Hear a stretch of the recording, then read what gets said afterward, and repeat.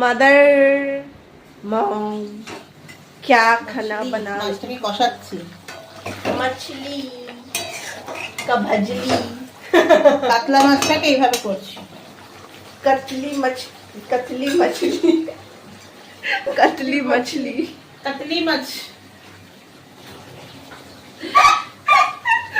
আমার মা কাতলা মাছটাকে মমলি রসিয়ে কষিয়ে ইজ করছি। মেকলি কাতলি মাছলি মাম তুমি এই জামাটা পরে মানে এইটা পরেছো কেন এটা পরেছো কেন এটা পরে আছে কারণ হচ্ছে আগে গরমকালে না আমি ঘরে একটু রং চটা একটু নরম একটু পুরনো নাইটি পরে থাকতে ভালোবাসি।